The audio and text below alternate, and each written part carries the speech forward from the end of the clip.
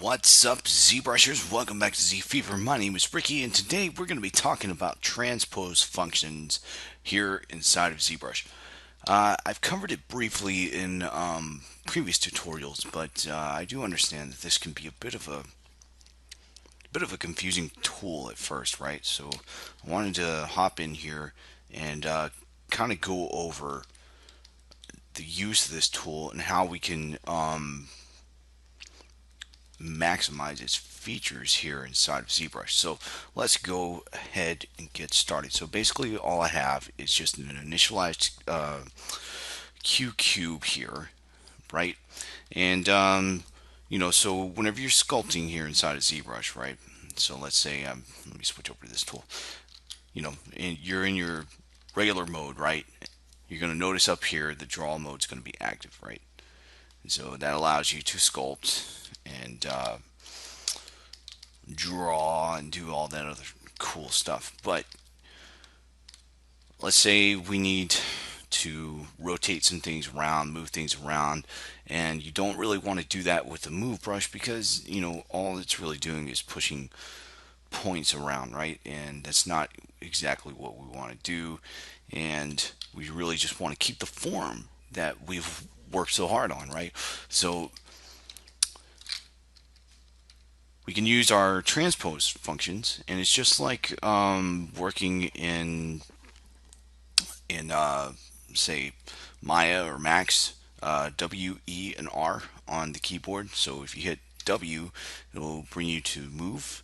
E is going to bring you over to scale, and R is going to bring you over to rotate, right? Now, whenever you do this, ZBrush is going to give you this action line, right? And this line, it throws a lot of people off, right? They're like, what is this thing? I'm not used to this, right? Because usually whenever you're in a 3D package and you go to uh, those translate tools, right?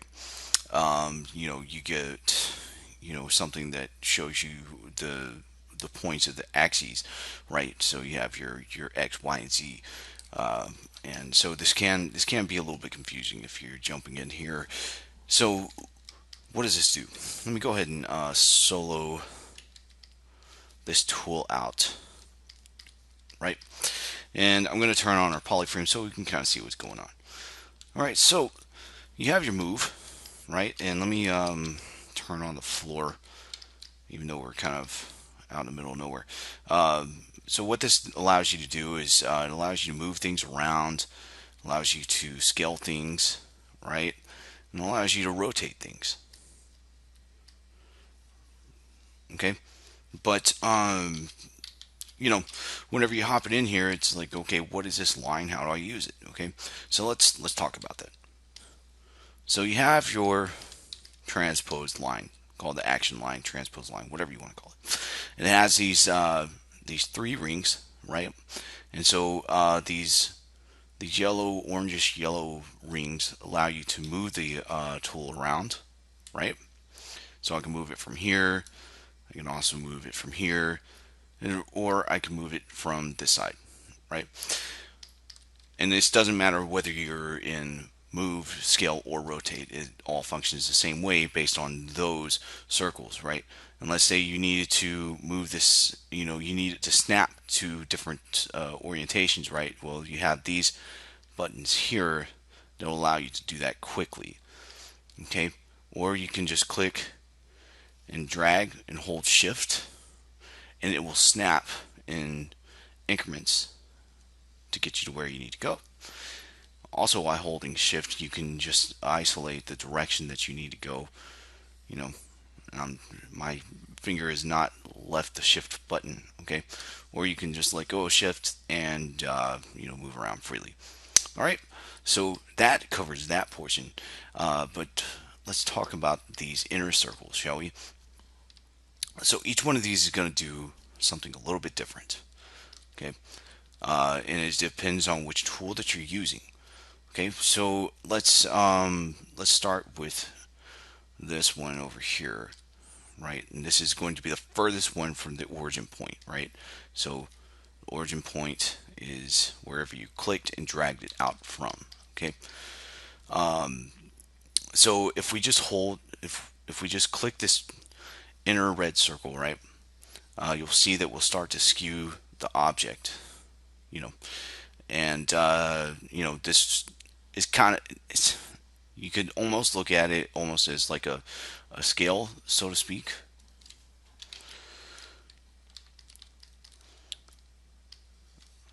You can do it in other directions. It doesn't really matter, right? Or if we're working in symmetry, right? If I wanted to do the same thing, let me. Where is?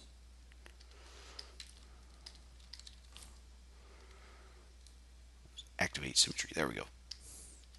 So let's say we wanted to do this in a symmetrical way, right? Then we can do both sides. Now, one of the things that you'll notice is if I click and drag this way, it doesn't really work so well, right? That's fine because you can use your masking tools, right? So I can just mask here and then I can do the same thing, right?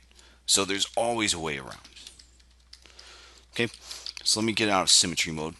And so let's talk about the middle circle. So the middle red circle, or white, is going to allow you to just move the object in 3D space, right? And so you can move it left and right, and it's going to be based on the direction of this line, right? So if I click and drag that way, it's going to move along that line. Okay, doesn't matter which way you go. That's the way it's going to travel whenever you're holding shift. Okay, now we can also go from this side, right? So if I just click and drag, it's an easy way to clip things, right? Now your geometry might get a little fuzzy here. That line's still going to be there. We're still, that edge is still going to be there. So you want to make sure that you go and fix that, or just delete this, right? So that covers the move portion of things. Let's look at scale. All right. So a scale is going to be based on it's going to be based on where you dragged out from, right?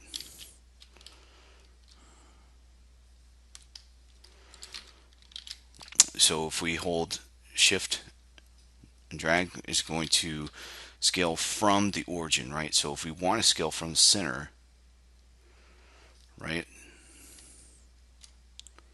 then we might want to start from the center, so you need to make sure that you have symmetry, but you'll also notice that it's going from the origin back in 3D space as well. So if that's a concern, you might want to work in symmetry so that it maintains that line, or you could just click on the normal there. There again, it's going to scale downwards, right?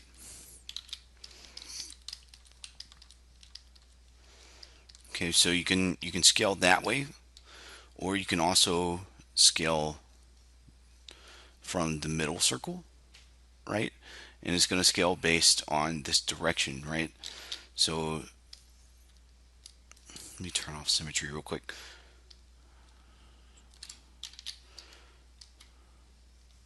So there again, it's going to scale from that direction. Or if I click and drag this way, it's going to scale vertically, right? And it's going to be scaling based off of this line. Then again, we can just scale this way, and it's going to drag to the other side, right? And then let's move over to rotate.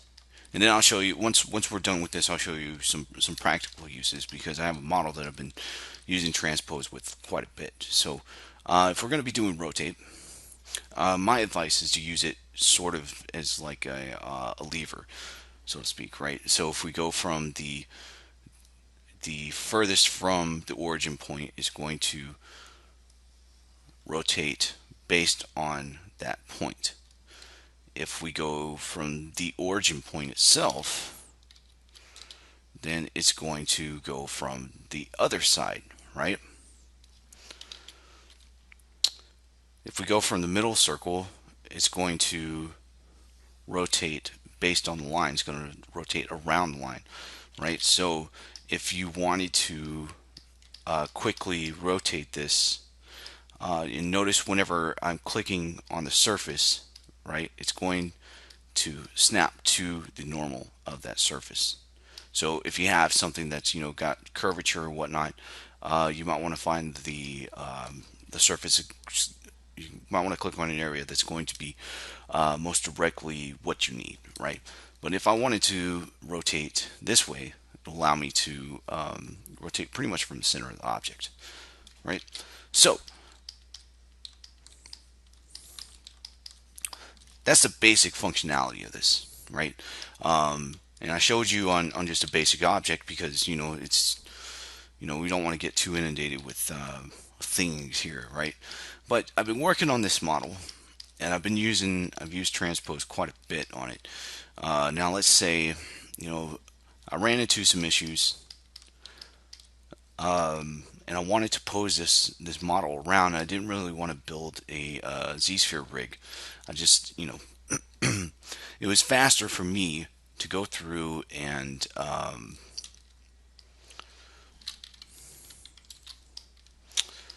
position things with the transpose line than it was just to build a rig. And it's you can go that direction if that's what works for you. But if you don't have to, then why do it? But let me show you how quickly we can get things done in here, right? So I'm going to grab my rotate, and just using the same functions, I'm clicking from the origin and I'm holding shift because I want to make sure that it is going based off of this camera angle that I'm looking at right now. So if I turn this, right, you'll see that it's facing in another direction. Now you can also just click and drag along the surface, right, and it's going to rotate on that surface, which might be a better alternative because you want to make sure that you're not, if you're working on anatomy, you want to make sure that you're not breaking things, right? But see, this is a good way to just rotate from that anchor point. But you want to remember that it is definitely going to rotate from that point. So you want to make sure that wherever you're clicking is what's going to work best. So like I said, just use this as kind of a lever and it'll make your life much easier. Okay, so same thing is with everything else. You can scale things up, all that cool stuff. Now let's say, what, you can see that with this model I've gone through and I've chopped things up, and I just did that for for ease on myself. But let's say I was working on something and I just needed something to I just needed to move this leg real quick, or I just needed to angle this bottom portion of the leg. Well, what you can do is you can utilize your masking features, right? So if I hold control and then drag out on the surface, it's going to follow the topology of that surface. Let me zoom out a little bit, right?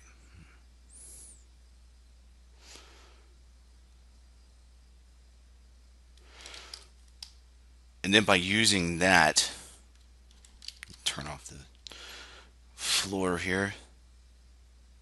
And by using that, you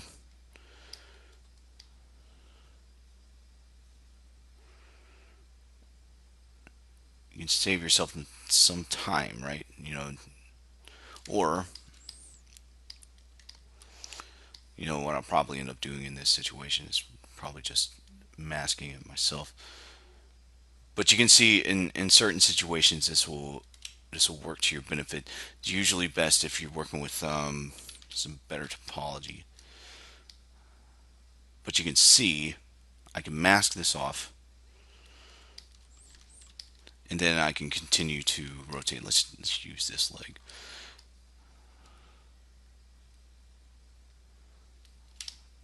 Looks like it was having a little trouble with those angles, but you can see you can come in here and mask this off, and then soften that mask a little bit, and you can come back in with your rotate, right? And knowing that I want it to rotate from here, right?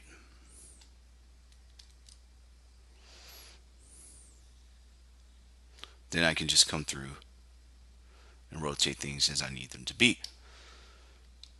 Now you'll see that the geometry kind of crashes and everything like that, which was part of the reason why I broke things up, because I knew that the geometry was going to crash and it would give me some problems with the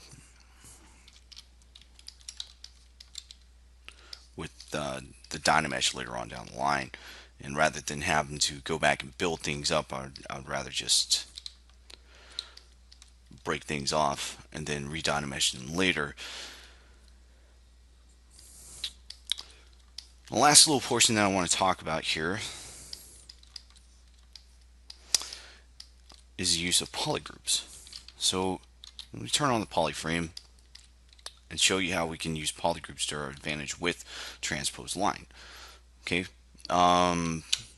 so I'm going to just draw out a mask. Let me use a lasso.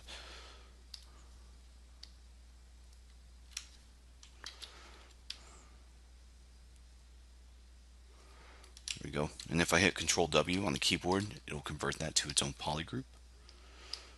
Okay. Now what I can do while I'm here is, let's say I wanted to, and I could go through and I can break this into further polygroups based on the knuckles, right? But let's say I wanted to just work on that polygroup, right? What I can do is I can, while I'm in rotate, move, or scale, if I just hold Control on the keyboard and click, it's going to mask that. Okay, so this is a really good way to work if you already know what it is that you want to get done. But like I said, I'll probably go through and break these up because this piece is not going to be animated. I'm actually probably going to move it to 3D print at some point in time. But that's a quick way to get things done here. The one other really awesome feature of the transpose line is that when we're working with models, when we're working with anatomy, right, we have to pay attention to proportions. And I can tell you just by looking at this, the proportions are definitely off. But if I want to make sure that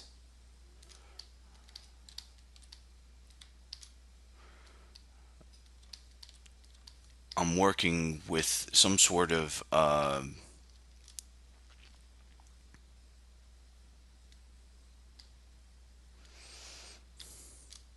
I want to make sure that I'm working with some sort of guidelines, right? What I can do is I can set these units, right?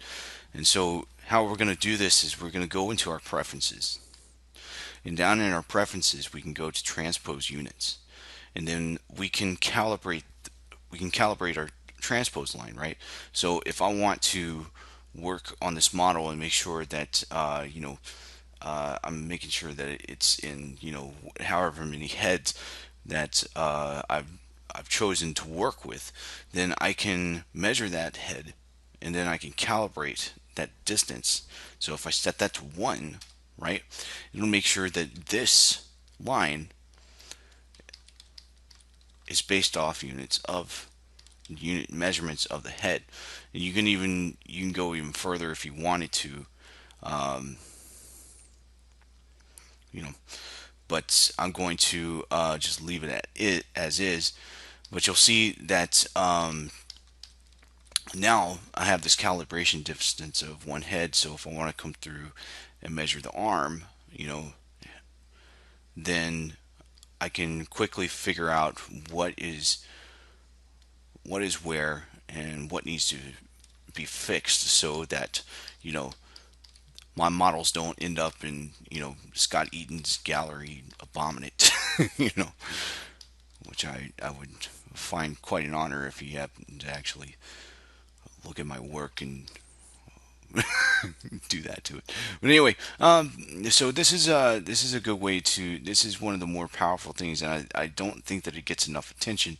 This tool has multiple uses, and with just getting in there and playing around with things and gaining an understanding of how we can use this tool, it'll make your life here in ZBrush much easier, right? And then one other thing that I forgot about is that, let's say I'm working on this arm. You can actually use a